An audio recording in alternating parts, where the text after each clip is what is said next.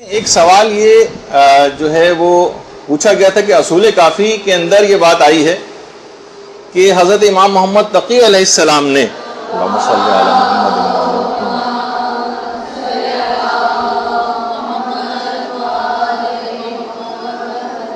ایک ہی مجلس میں یعنی ایک ہی سٹنگ میں 30,000 سوالوں کے جوابات دی۔ اب یہ بات ہماری سمجھ میں نہیں آتی کہ کوئی بھی شخص 30,000 سوالوں کے جوابات ایک ہی نشست میں کیسے دے سکتا، جبکہ امام محمد تقی علیہ السلام کی اس وقت عمر مبارک بھی 10 سال تھی۔ 10 سال تو بہت ساری ایسی چیزیں کہ جو سوالات اٹھائے جاتے ہیں اور عام طور پر علماء نے ان کے پہلے سے جوابات دیے بھی ہیں۔ خود علامہ مجلسی نے بھی سوالات خود ہی اٹھائے۔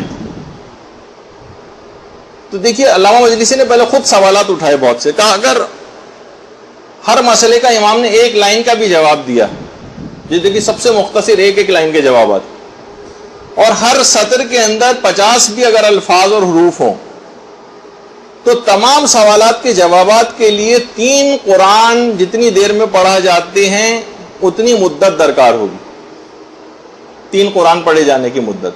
اور اگر کوئی شخص صحیح طریقے سے بہت تیز اور فاسٹ قرآن پڑھے تو ایک قرآن جو ہے وہ 10 گھنٹے میں ختم ہوتا، صحیح طریقے سے بھی اور فاسٹ بھی اگر پڑھے تو 10 گھنٹے میں ایک قرآن۔ اس کا مطلب ہے کہ 30 گھنٹے مسلسل اگر ایک لائن کے بھی جوابات تھے تب بھی اتنا وقت لگے گا اس میں ظاہر ہے نمازوں کے اوقات، اور ایسا کیا ممکن ہے کہ اچھا بہت سے لوگوں کے علامہ مجلسی نے کا دماغ میں یہ چیز آتی ہے کہ امام تو صاحب معجزہ تھے، ہو سکتا ہے انہوں نے معجزے کے ذریعے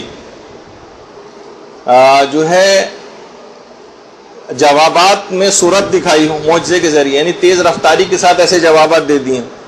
تو پھر اس کے اندر کہا کہ اس میں پھر ایک مسئلہ یہاں پر یہ اٹھے گا کہ ٹھیک ہے امام نے جو جوابات دیے تھے ان میں تو بہت معجزے کے ذریعے تیز رفتاری امام نے دکھائی، لیکن جو لوگوں نے سوالات کیے تھے کیا اس کے اندر بھی معجزہ تھا؟ اس میں تو بظاہر نظر نہیں آتا کوئی معجزہ ہو۔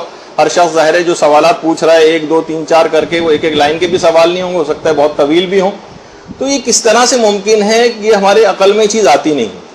اب اس کے بہت سارے جوابات دیے گئے۔ دیکھیے یہ بہت ساری چیزیں ایسی ہیں کہ آج کل جو اصل میں ایشوز ہیں نا اس پہ لوگ بات نہیں کرتے۔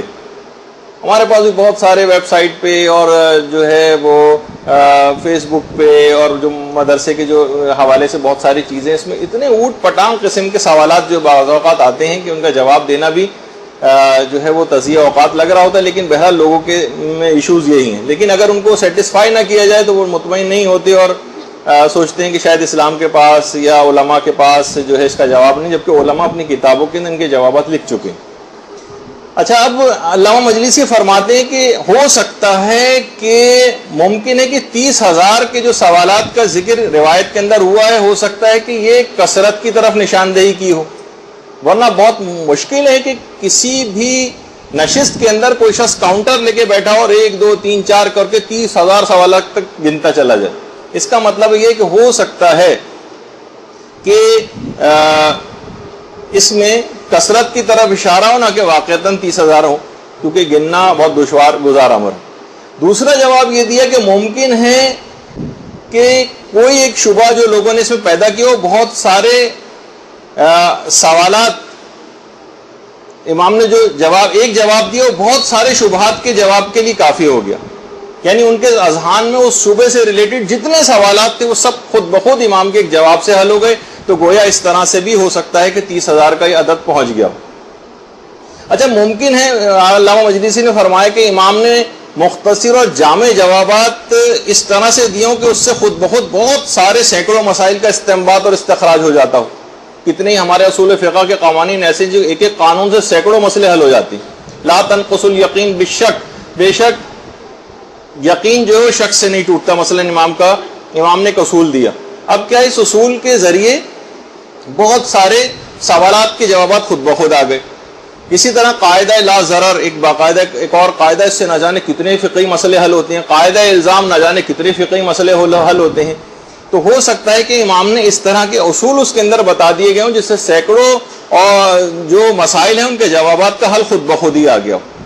اچھا ایک چیز اور بھی ہے، علامہ مجلسی نے اس کو بھی کہا کہ یہ چیز بھی ممکن ہے کہ ہو سکتا ہے کہ وہ تمام حضرات جو امام سے سوالات کے لیے آئے تھے ہو سکتا ہے کہ وہ ہزاروں سوالات لکھ کر لائے ہوں اپنے ساتھ. اچھا جب خطوط کی صورت میں یا تحریر کی صورت میں لکھ کر لائے ہوں تو امام نے معجزے کے ذریعے ان تمام سوالات کے نیچے ان کے جوابات لکھ دیے. بالکل یہ بھی ممکن کہ امام نے ایسا کیا ہو، کیونکہ بہت ساری روایات کے اندر ہے کہ لوگ امام کے پاس سوالات لے کر آتے تھے اور لکھے ہوئے ہوتے تھے، اور امام ان لکھے لکھائے بند لفافوں کے اندر ان کے جوابات لکھ کے بطور معجزہ ان کے جوابات ہو جایا کرتے تھے. ہو سکتا ہے اس طرح سے ہو کہ امام نے بہت سی باتیں، دیکھیے امام دل کے حالات کو جان کر بھی امام بہت ساری باتیں جو ہے وہ جواب دے دیا کرتے تھے.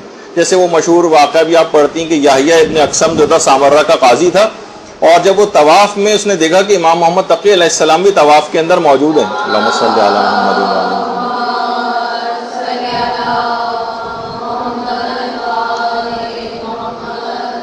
طواف کرتا ہوا امام کے پاس آیا اور کہا کہ میں آپ سے ایک سوال پوچھنا چاہتا ہوں لیکن شرم محسوس ہو رہی کہ سوال آپ سے کیسے کروں. امام نے کہا کہ میں تیرے سوال کا جواب، تیرا سوال بھی خود ہی نہ بتا دوں، تیرے سوال سے تجھ کو مطلع نہ کر دوں جو سوال تو مجھ سے پوچھنا چاہتا تھا. تو یہ پوچھنا چاہتا تھا کہ ہمارا امام کون؟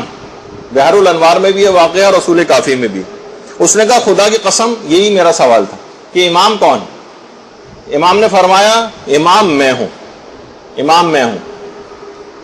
اب اس نے کہا کہ آپ کوئی نشانی ایسی بیان فرما دیں تاکہ میرے دل کو اطمینان ہو جائے. دیکھیے یحییٰ ابن اقسم جو کہا کہ خدا کی قسم مولا میرا سوال یہی تھا کہ امام کون ہے؟ امام نے کہا کہ امام میں ہوں. کہا کوئی ایسی نشانی بتا دیں تاکہ میرے دل کو اطمینان ہو جائے. امام کے ہاتھ میں عصا تھا. امام نے یہی سوال عصا سے کیا تو عصا بولنے لگا اور کہا کہ بے شک میرا مولا ہی اس زمانے کا امام ہے اور وہی حجت خدا.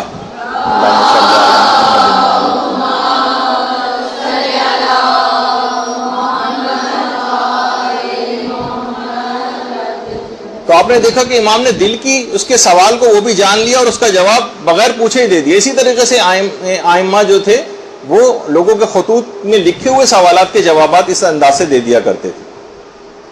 اچھا اب جیسے کہ کہا گیا کہ امام کے جوابات میں تو ہو سکتا ہے کہ معجزے کے ذریعے امام نے اپنے اس وقت کو وسیع کر لیا ہو، تو سوال میں کیسے ممکن ہے؟ تو علماء نے کہا سوال میں بھی یہ ممکن ہے.